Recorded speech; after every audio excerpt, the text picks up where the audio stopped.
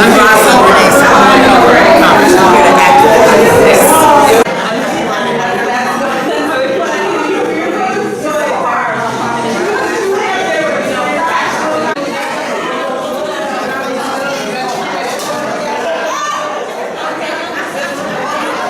Yeah, how many lawyers y'all got in the Sullivan family? You got entrepreneurs. Miss Keys, how many entrepreneurs do you have in your family? My goodness. If y'all want to know what women to marry the Keys women because they got some money. So what we're getting ready to do is we're going to have a short interview. So if all of the Keys family could join us for the interview and the Stevens folks could join us for the interview. We're going to open up with prayer. Rosalind, if you could pray, and then we'll start the interview. I would like my pastor to pray. Where is he? Want me to pray? Oh, well. Let's pray. Gracious Father, we thank you again for this time. Thank you for everybody that's gathered here today. Thank you for this book launching. And we know it's not about the book launching in itself, but it's about what's going on with the book. And we ask that all of us that purchase the book, that we will take heed to what's in it and bless Pastor Sullivan as she continues to grow. In Jesus' name, amen. Amen. So, we are excited to have this interview today with Rosalind Sullivan to talk about her book, Activate Your Purpose. And so what we'll do is we'll have about 5 or 6 questions that I'll ask her. And then we'll actually, we'll take a few questions from the audience because I'm sure there'll be some questions that you all have. Ms. Sullivan, can you tell us what made you decide to write a book and specifically this one? Can you guys hear me? Yeah. Because I'm loud. You know that, right? But I've always written. I've always written poems, stories, just writing, but never really thought I would write a book until about 6 or 7 years ago. And I really decided to write it after I wrote it, after I kind of lived it. So I was going through some things, kind of questioning my faith and where I was, and started planning my life a little bit better, and then this book started. Okay. So who's the audience for the book? The audience for the book is anyone.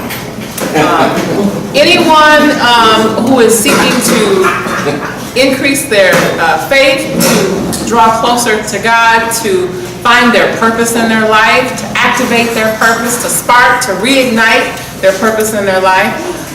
Anyone who can read. They say to generally write your books at kind of a 6th grade level, and that's kind of where it's written, not to, insult anyone, but it's written so that even probably a 6th or 7th grader could read it and comprehend it. It's for those people who are new in Christ, people who are old heads in Christ, been around a long time. I think it's a book for anybody just seeking to really reflect on their life and their relationship with God and to walk in their purpose. Okay. Well, the book is called Activate Your Purpose. When did God reveal your purpose to you, and how did He do that? I think what's interesting about purpose is that when we were before we were even thought of, God knew us and He had a plan for us, and I think that when He reveals our purpose to us, it may not be the time where we realize our purpose. And so I think when I was much younger, the things that He placed in me, I wanted to be a teacher. I wanted to buy and sell real estate and buy and sell businesses. And before I even knew how to buy and sell real estate and buy and sell businesses. But He was planting in me this sense of empowerment and encouragement. And so I believe that when I was about 13, 14, He kind of placed that on me, that I will be a person who will encourage and empower other people.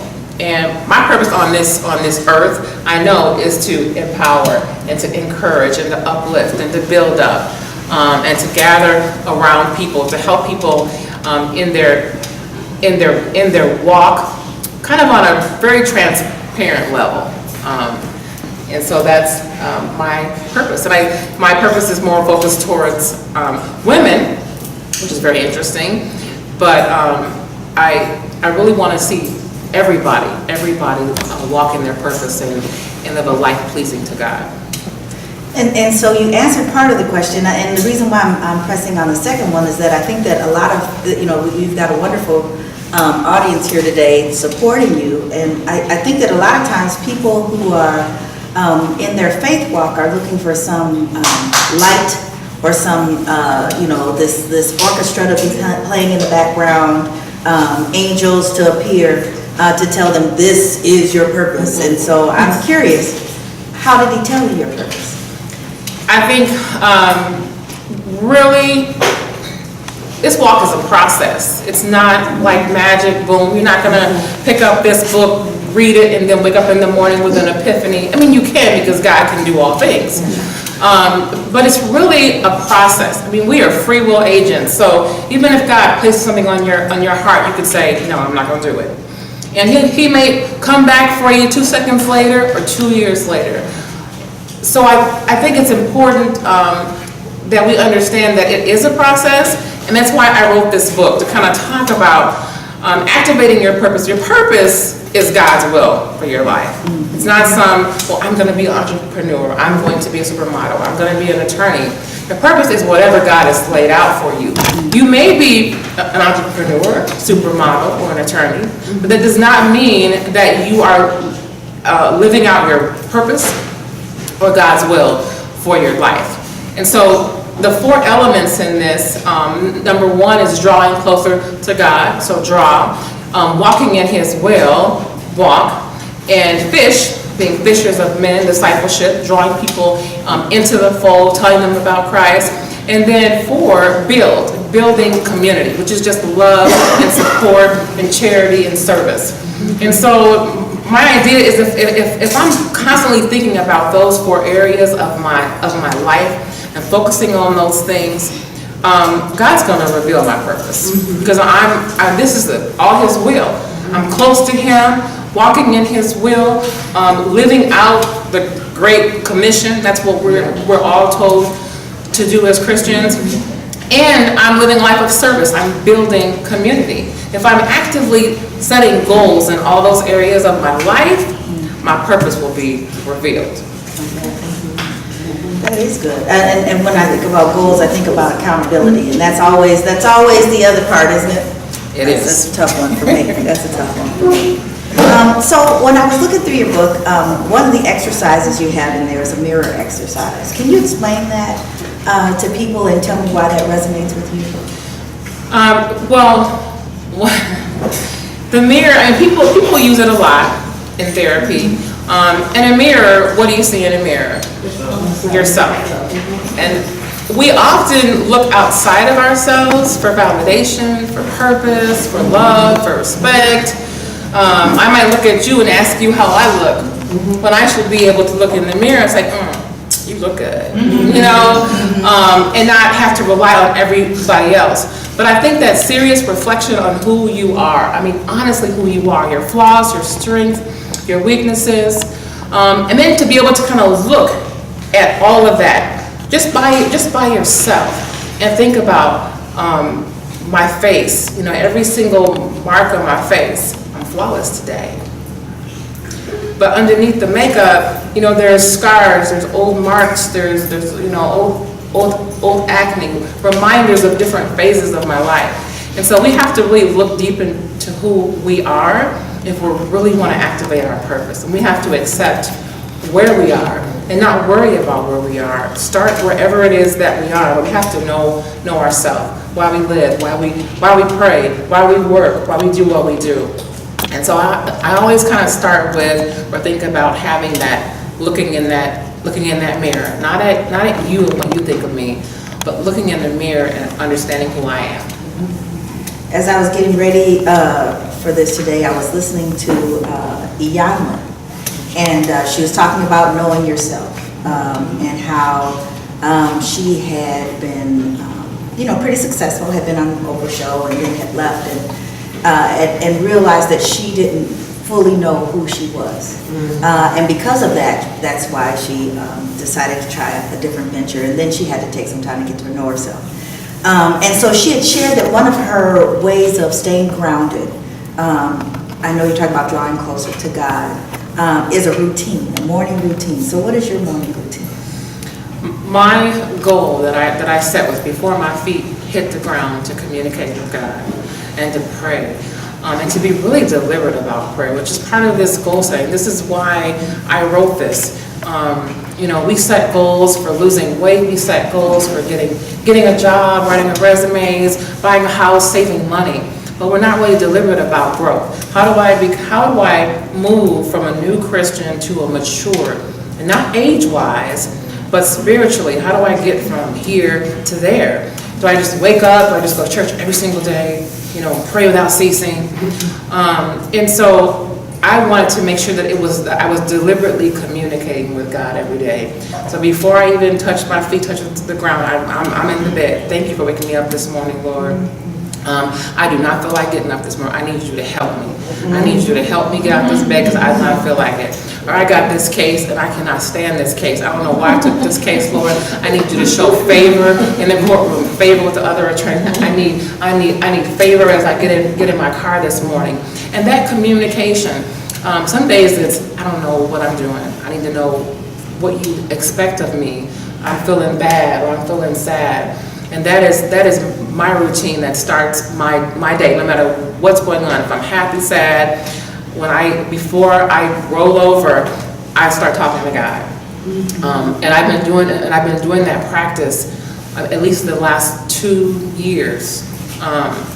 And that one little thing has changed just the way I think about how to communicate with God.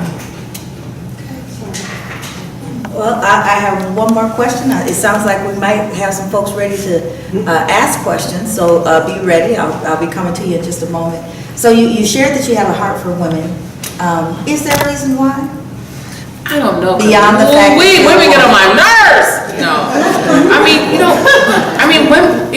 we are tough. We are emotional beings, and we're relational, and we're caregivers, and so all of those things. Especially moving in a church setting, people want to be liked, they want to be helpful, and I think with women we carry so much. We're raising children, either with or without a spouse.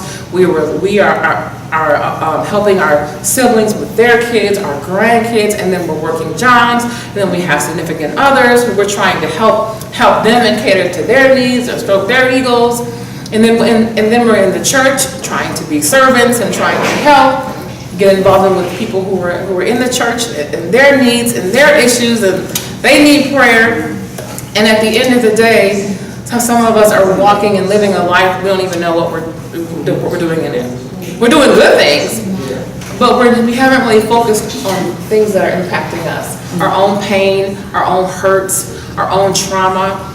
We don't have time for it because we got to get up in the morning, cook somebody something to eat. I think, I believe the flip side of that is that women are so important. So important because of all the roles that I just said. If we're doing all those things, then we have a lot of impact on a lot of people. And so we have to be healthy to be able to be positive impacts. Because we can kill some folk with our mouth and our eyes. We can do that, but we can also be life givers by the way we look, by the way we speak. The same thing that can kill and destroy can heal and empower. Well, thank you. You've been walking in that purpose. I'm here to interview you, but I'm going to give a quick testimony that you've been walking in your purpose, and I want to say maybe about 2 or 3 weeks ago, you had a workshop here. I don't remember the name of it. Unapologetically Me. Unapologetically Me. And we have a number of speakers who were here who, in sharing their story, really helped me. Just helped me personally think about things that I'm working on. I admired all of the speakers, first of all. But some I've known since they were knee-high to a grasshopper, and I did not know their story. So while I had admired them before, it just went to a whole nother level by them sharing and being transparent with their life. So thank you for walking in your purpose and allowing folks to be unapologetically them. Can we give her a hand?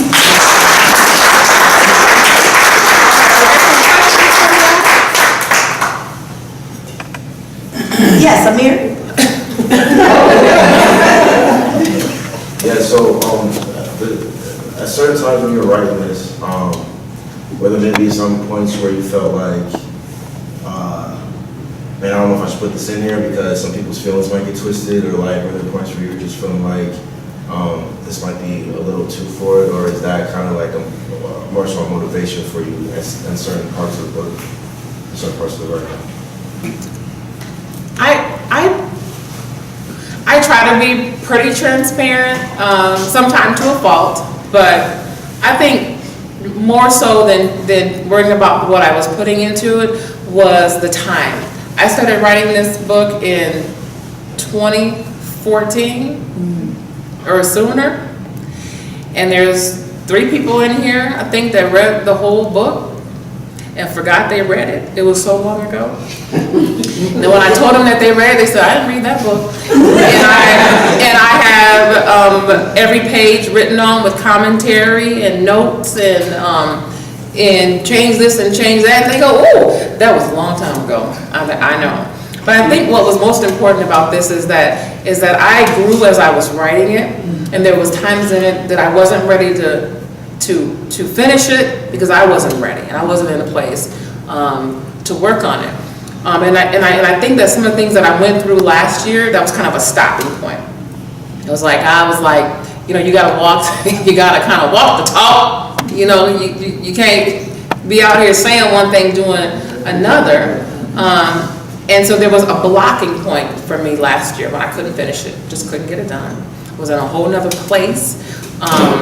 And then I think that kind of that freeing up from that thing, you know, God was like, okay, I think it's time now, because you halfway focused on me again. So I think that was the tough part, is the ups and downs, the stopping and the starting, as things in my life kind of stopped and started, as my maturity was kind of stagnant, and then I kind of moved forward. That was the bigger thing. Yes, sir. As we all know, we're all humans and we get tired at sometimes, you know. So did you ever have any doubts of the book? Or like when you was writing it, did you have any doubts? Saying like, yeah, this is right, this is good.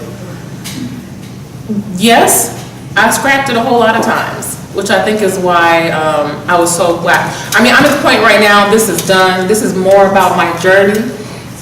It doesn't talk about me, but I lived it and went through all of this process. And it's almost like I'm done. I don't even need to have a book signing. I don't need anybody to buy it because they might not even understand it because it's just about me. But the times where I just wanted to kind of quit is because my life wasn't lining up with what I was writing. So I helped you push through that. Yeah. So I helped you out. Yep. You certainly did. So Oh, language she is was really, really important, and that word activate, like Yes. to like actualize or to begin to operate is different than what you hear when people say walk in the purpose or living a purposeful life, you know. Why the word activate? And there's an assumption then that people are maybe thinking that they're living purposeful lives, but they haven't really activated what their real purpose is. Yes. I think it's one thing. I mean, there's times where you're at church and you're doing everything. You're going, the first one to leave, first one to get there, last one to leave, and you're doing. But you still may not be walking in your purpose. People say that just because it's a good thing doesn't mean it's a God thing. And so this book isn't like you know, I'm trying to think of a word for it. It's not that I'm saying this is the magical key. This is to activate that purpose, to activate you to even begin the process of understanding your purpose. This is kind of like maybe like part 1 to that. But to activate that, you've got to be deliberate. You've got to set some goals for each of these areas of your life. That's just going to activate your purpose. And then of course you have to decide, okay, now am I going to walk in this? Now that I've kind of sparked this thing. So when I say activate, I want to spark it. You know, you gotta catch volume 2 if you want to walk in it, no. But it really is, I really wanted people to just start thinking about, just activating it, sparking that purpose in your life. So my question is, what do you say to the writers that are in this room right now, who have books on the inside of them, but may not think, it doesn't have to be about church, it could be about anything, but may not feel like they have the words or education or the ability to do so? What do you say to them to birth the books that are inside of them right now? Well, there are several writers in here. I'm trying to look at nobody because then I'll be like I'm calling them out. So I'm look at the ceiling. But there are several writers, and I would say to them, you know, you might find typos, you might find things that you would have said differently, or that you don't like the way it was written, and it's not really about that. You know, I'll take the feedback and criticism, but this is really about my walk, and then me being transparent and sharing it with you. So all the things that you have on the inside of you, someone needs to hear that. Someone needs to hear that. God didn't put you through that to just keep it all to yourself. Somebody is waiting to hear your story, to hear your wisdom, to hear about your success, your victory, your trauma, your hurt, your joy, your pain. They're waiting to hear about that, because if you can share that, your story, you can share your story, whatever it is, I guarantee you that there is somebody who might even be on the verge of death that can be revived just by hearing your story. I don't care if it's grammatically correct, or has a nice cover, or has a front and back. Even if you don't write it, share it, post it, write it in a poem. Because we need to be able to hear each other's story. We need to know that this walk is not about perfection, because we won't be, that'll happen until you on the other side of glory, right? You will never be perfect, and everybody's walk is different. We get to the point where we're not looking for perfection. I'm not judging you, and you're not judging me for where I am in my walk. And if we can do that, then when you see me in a better place, you're not going, she wrote a book and she thought she was all that, and look at her now. You should see me and go, sis, what do you need? Where are you at right now? You know, you might think you weren't at that point October 27th, but what can I do for you? Maybe I need to hear your story so I can pull out of wherever I am. Because we won't always be on the mountaintop, right? Today's a good day. Yeah. Next month, I might not be there, but I know the God I serve. So if you got a book in you, in fact, you got a book in you can call me. I'm not an expert, okay, but I've been through this thing, and whatever I can do, I will help you with whatever I know. Anybody. I ain't gonna look at certain people, but anybody.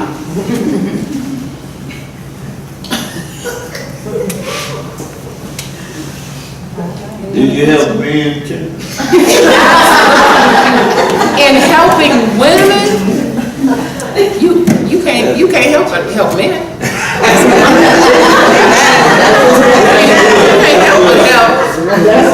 Help the men. But just in talking about that, and Michaela mentioned that, so I have two lovely folk over there, lovely women over there who are sitting at the table, and they're just talking about her story, which is Heal, Empower, Restore, which is my not yet nonprofit. And then Unapologetically Me. We had a workshop that Michaela talked about, and we're gonna take that and we're gonna do some forums just talking about issues that impact women.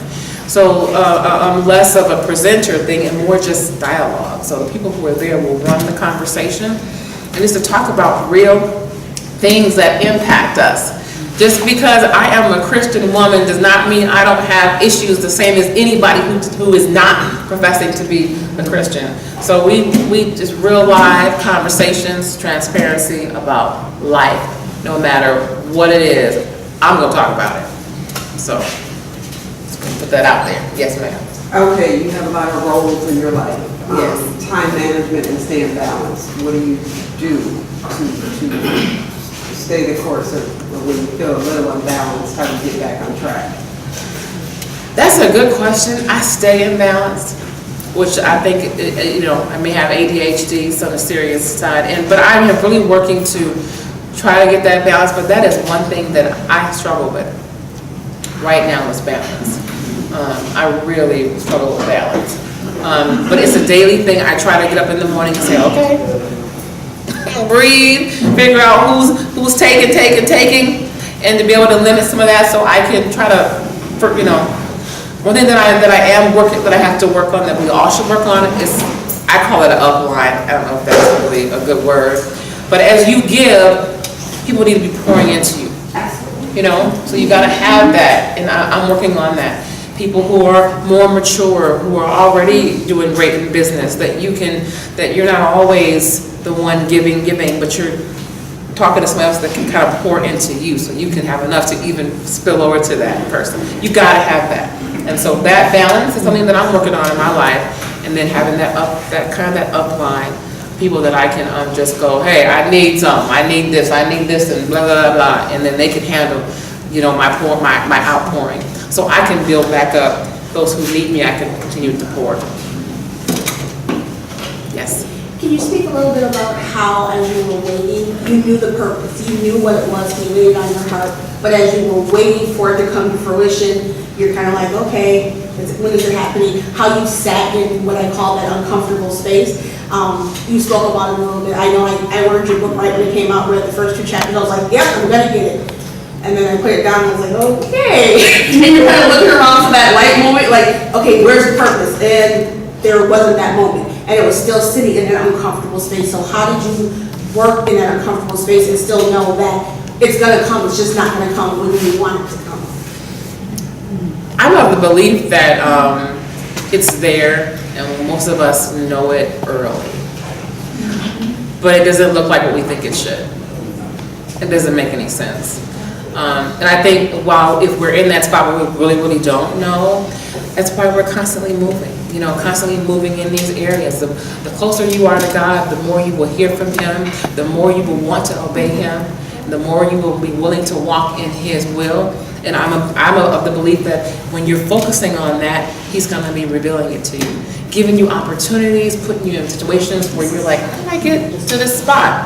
But it's because you were connected, and you were asking, and you were desiring it, and He's placing it on you. And not looking forward to just kind of being willing to accept it if it doesn't look like what you think it should. I think that was where I was, because I never had a desire to work with women. Never. But just Him putting me in, me being open, saying, you know what, God, whatever you want. And then Him going, you go here. And then me going, for real? Okay. And then I'm not even skilled at that. Why am I here? So in my mind, I'm not looking at that as my purpose.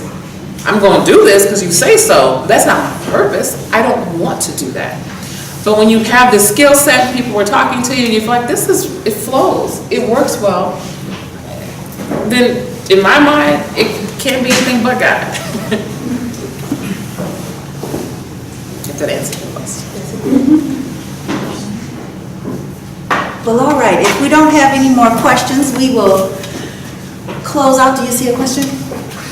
No, I did want to say, stop at the table, get some information, and there's some prizes over there, so you might take home a little something. So please stop over there. If you are not able to get the book tonight, you can always get it online. It's available on Amazon, and it's also available on my website. It takes a little bit longer on my website, and there's bookmarks up here. You can website's on here if you don't have it. Thank you all for coming. I appreciate the support. A little bit what on your website? It's a little bit longer to get it. Amazon ships real fast.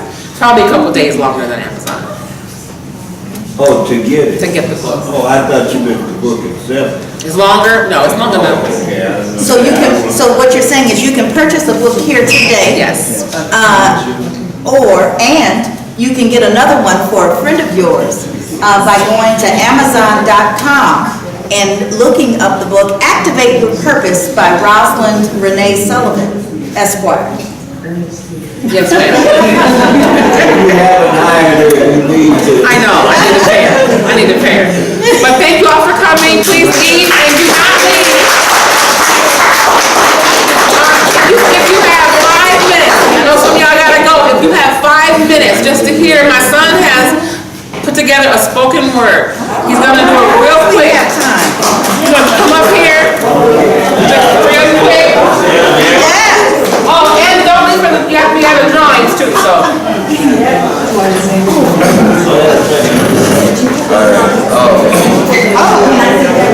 everybody.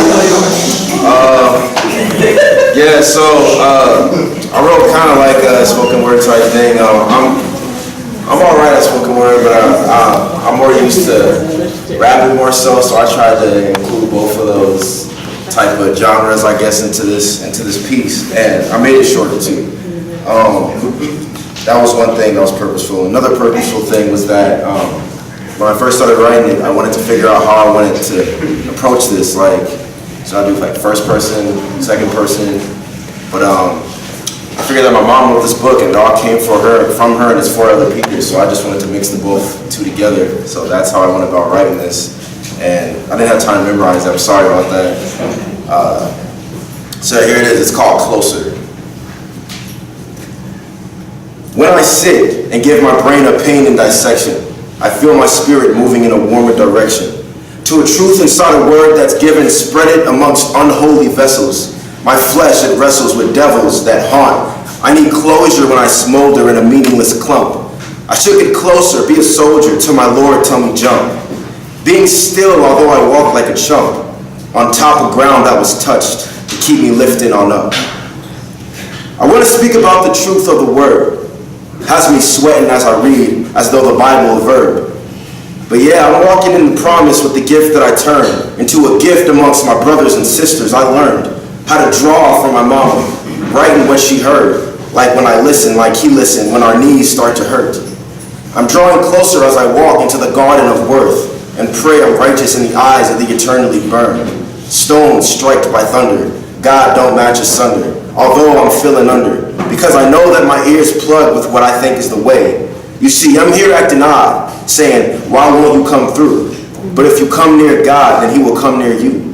Although I am free, I agree to slavery, shackled by love and bond between sins inside you and me. How are we a village with a critic community, rating and slating if someone's not used to G-O-D? Purpose activated, fishing for flesh, he made it, beautifully complicated. My goal is elevated, given up on high, spirit is deep inside, Jesus, a perfect cry, purpose from how he rise. When I sit and give my brain a pain and dissection, I feel my spirit moving in a warmer direction to a truth inside a word that's given, spreading amongst unholy vessels. My flesh wrestles with devils that haunt. I need closure when I smolder in a meaningless clump.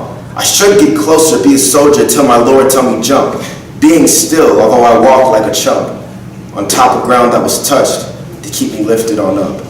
I know.